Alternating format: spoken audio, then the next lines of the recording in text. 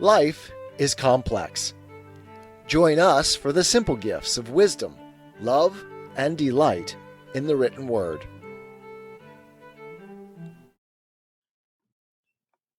The Federalist Papers, Federalist number 78, by Alexander Hamilton. To the people of the State of New York. We proceed now to an examination of the Judiciary Department of the proposed government. In unfolding the defects of the existing Confederation, the utility and necessity of a federal judicature have been clearly pointed out. It is the less necessary to recapitulate the considerations there urged, as the propriety of the institution in the abstract is not disputed. The only questions which have been raised being relative to the manner of constituting it, and to its extent. To these points, therefore, our observations shall be confined. The manner of constituting it seems to embrace these several objects. First, the mode of appointing the judges. Second, the tenure by which they are to hold their places. Third, the partition of the judiciary authority between different courts, and their relations to each other. First, as to the mode of appointing the judges. This is the same with that of appointing the officers of the Union in general, and has been so fully discussed in the two last numbers that nothing can be said here which would not be useless repetition. Second, as to the tenure by which the judges are to hold their places, this chiefly concerns their duration in office, the provisions for their support, the precautions for their responsibility. According to the plan of the Convention, all judges who may be appointed by the United States are to hold their offices during good behavior, which is conformable to the most approved of the state constitutions, and among the rest, to that of this state. Its propriety having been drawn into question by the adversaries of that plan, is no light symptom of the rage for objection, which disorders their imaginations and judgments. The standard of good behavior for the continuance in office of the judicial magistracy is certainly one of the most valuable of the modern improvements in the practice of government. In a monarchy, it is an excellent barrier to the despotism of the prince. In a republic, it is no less excellent barrier to the encroachments and oppressions of the representative body.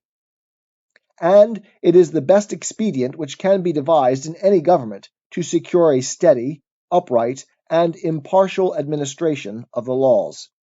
Whoever attentively considers the different departments of power must perceive that in a government in which they are separated from each other, the judiciary, from the nature of its functions, will always be the least dangerous to the political rights of the Constitution, because it will be least in a capacity to annoy or injure them. The executive not only dispenses the honors, but holds the sword of the community. The legislature not only commands the purse, but prescribes the rules by which the duties and rights of every citizen are to be regulated. The judiciary, on the contrary, has no influence over either the sword or the purse, no direction either of the strength or of the wealth of the society, and can take no active resolution whatever. It may truly be said to have neither force nor will, but merely judgment, and must ultimately depend upon the aid of the executive arm, even for the efficacy of its judgments. This simple view of the matter suggests several important consequences. It proves incontestably that the judiciary is beyond comparison the weakest of the three departments of power, that it can never attack with success either of the other two, and that all possible care is requisite to enable it to defend itself against their attacks.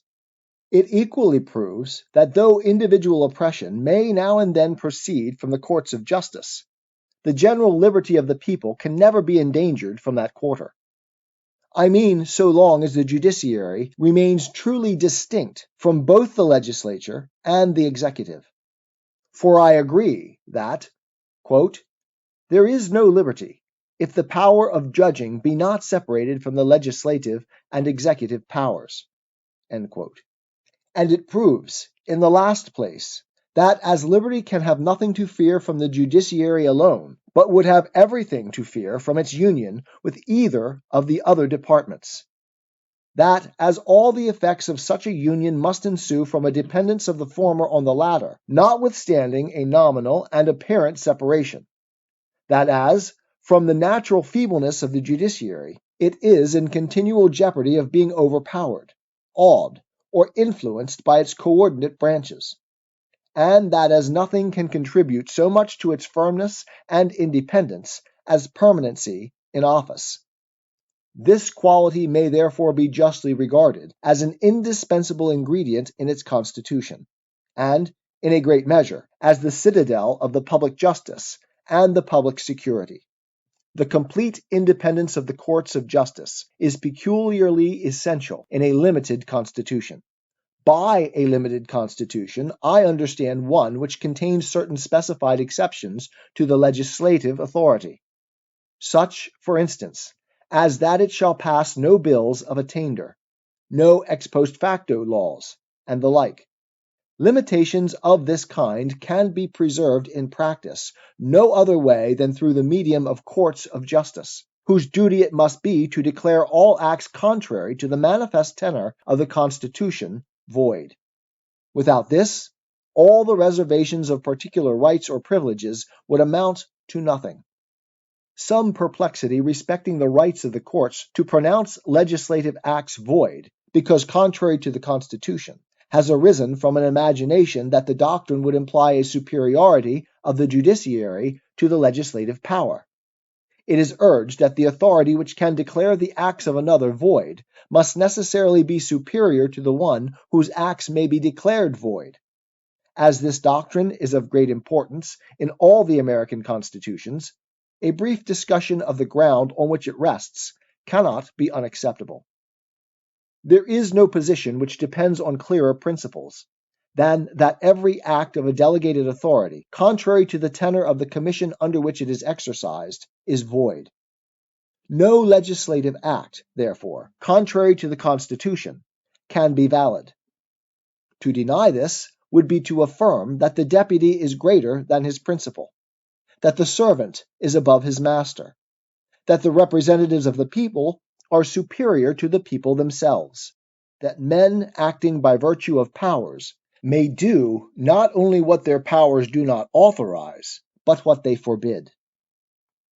If it be said that the legislative body are themselves the constitutional judges of their own powers, and that the constitution they put upon them is conclusive upon the other departments, it may be answered that this cannot be the natural presumption, where it is not to be collected from the particular provisions in the Constitution. It is not otherwise to be supposed that the Constitution could intend to enable the representatives of the people to substitute their will to that of their constituents. It is far more rational to suppose that the courts were designed to be an intermediate body between the people and the legislature, in order, among other things, to keep the latter within the limits assigned to their authority. The interpretation of the laws is the proper and peculiar province of the courts. A constitution is, in fact, and must be regarded by the judges as a fundamental law. It therefore belongs to them to ascertain its meaning, as well as the meaning of any particular act proceeding from the legislative body. If there should happen to be an irreconcilable variance between the two, that which has the superior obligation and validity ought, of course, to be preferred. Or, in other words, the Constitution ought to be preferred to the statute, the intention of the people to the intention of their agents. Nor does this conclusion by any means suppose a superiority of the judicial to the legislative power. It only supposes that the power of the people is superior to both, and that where the will of the legislature, declared in its statutes, stands in opposition to that of the people, declared in the Constitution, the judges ought to be governed by the latter rather than the former. They ought to regulate their decisions by the fundamental laws, rather than by those which are not fundamental. This exercise of judicial discretion in determining between two contradictory laws is exemplified in a familiar instance. It not uncommonly happens that there are two statutes existing at one time, clashing in whole or in part with each other, and neither of them containing any repealing clause or expression. In such a case, it is the province of the courts to liquidate and fix their meaning and operation, so far as they can, by any fair construction, be reconciled to each other. Reason and law conspire to dictate that this should be done. Where this is impracticable, it becomes a matter of necessity to give effect to one, in exclusion of the other. The rule which has obtained in the courts for determining their relative validity is, that the last in order of time shall be preferred to the first. But this is a mere rule of construction, not derived from any positive law, but from the nature and reason of the thing. It is a rule not enjoined upon the courts by legislative provision, but adopted by themselves as consonant to truth and propriety, for the direction of their conduct as interpreters of the law. They thought it reasonable that between the interfering acts of an equal authority, that which was the last indication of its will should have the preference. But in regard to the interfering acts of a superior and subordinate authority, of an original and derivative power, the nature and reason of the thing indicate the converse of that rule as proper to be followed. They teach us that the prior act of a superior ought to be preferred to the subsequent act of an inferior and subordinate authority, and that accordingly, whenever a particular statute contravenes the Constitution, it will be the duty of the judicial tribunals to adhere to the latter and disregard the former. It can be of no weight to say that the courts, on the pretense of a repugnancy, may substitute their own pleasure to the constitutional intentions of the legislature. This might as well happen in the case of two contradictory statutes, or it might as well happen in every adjudication upon any single statute. The courts must declare the sense of the law, and if they should be disposed to exercise will instead of judgment, the consequence would equally be the substitution of their pleasure to that of the legislative body. The observation, if it prove anything, would prove that there ought to be no judges distinct from that body.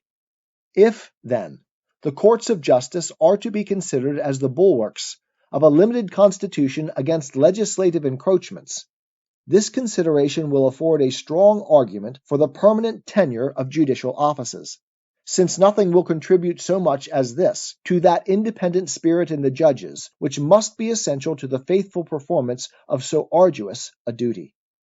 This independence of the judges is equally requisite to guard the Constitution and the rights of individuals from the effects of those ill humors, which the arts of designing men, or the influence of particular conjunctures, sometimes disseminate among the people themselves, and which, though they speedily give place to better information and more deliberate reflection, have a tendency, in the meantime, to occasion dangerous innovations in the government, and serious oppressions of the minor party in the community.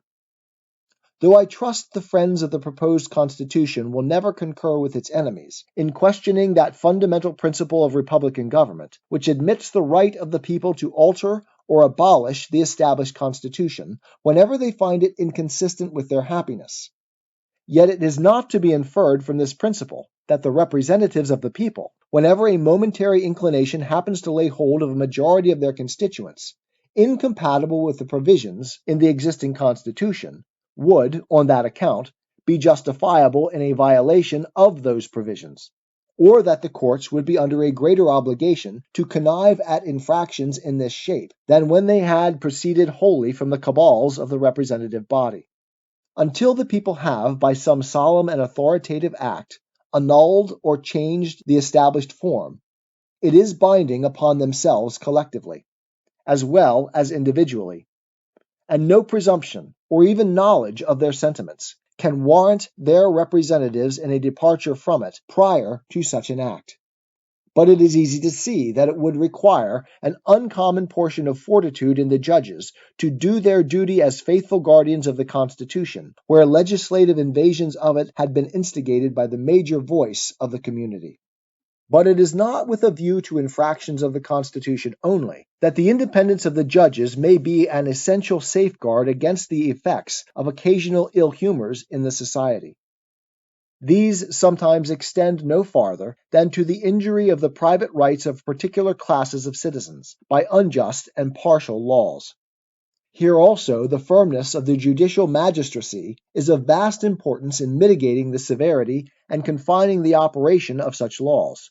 It not only serves to moderate the immediate mischiefs of those which may have been passed, but it operates as a check upon the legislative body in passing them, who, perceiving that obstacles to the success of iniquitous intention are to be expected from the scruples of the courts, are in a manner compelled, by the very motives of the injustice they meditate, to qualify their attempts.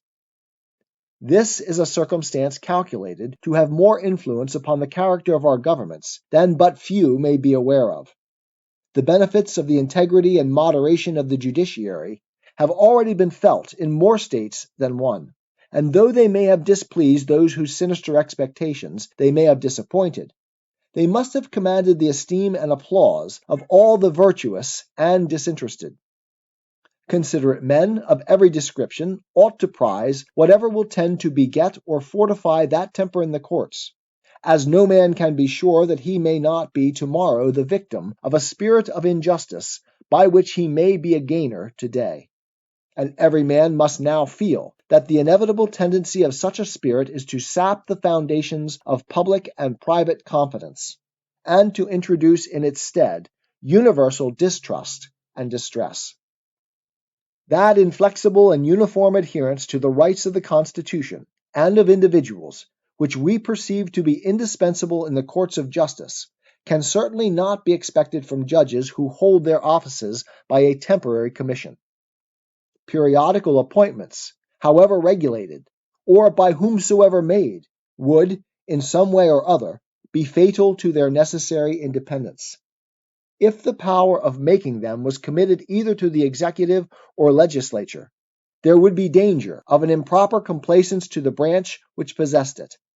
If to both, there would be an unwillingness to hazard the displeasure of either. If to the people, or to persons chosen by them for the special purpose, there would be too great a disposition to consult popularity, to justify a reliance that nothing would be consulted but the Constitution and the laws. There is yet a further and a weightier reason for the permanency of the judicial offices, which is deducible from the nature of the qualifications they require. It has been frequently remarked, with great propriety, that a voluminous code of laws is one of the inconveniences necessarily connected with the advantages of a free government. To avoid an arbitrary discretion in the courts, it is indispensable that they should be bound down by strict rules and precedents, which serve to define and point out their duty in every particular case that comes before them. And it will readily be conceived from the variety of controversies which grow out of the folly and wickedness of mankind, that the records of those precedents must unavoidably swell to a very considerable bulk, and must demand long and laborious study to acquire a competent knowledge of them. Hence it is that there can be but few men in the society who will have sufficient skill in the laws to qualify them for the stations of judges. And making the proper deductions for the ordinary depravity of human nature, the number must be still smaller of those who unite the requisite integrity with the requisite knowledge. These considerations apprise us that the government can have no great option between fit character and that a temporary duration in office, which would naturally discourage such characters from quitting a lucrative line of practice to accept a seat on the bench, would have a tendency to throw the administration of justice into hands less able and less well qualified to conduct it with utility and dignity. In the present circumstances of this country, and in those in which it is likely to be for a long time to come, the disadvantages on this score would be greater than they may at first sight appear, but it must be confessed that they are far inferior to those which present themselves under the other aspects of the subject. Upon the whole, there can be no room to doubt that the Convention acted wisely in copying from the models of those constitutions which have established good behavior as the tenure of their judicial offices in point of duration, and that so far from being blamable on this account, their plan would have been inexcusably defective if it had wanted this important feature of good government. The experience of Great Britain affords an illustrious comment on the excellence of the institution. Publius. 'Tis the gift to be simple, 'tis the gift to be free, 'tis the gift to come down where we ought to be, and when we find ourselves in the place just right, 'twill be in the valley of love and delight. When true simplicity is gained, to bow and to bend, we will not be ashamed. To turn will be our delight, till by turning, we come round right.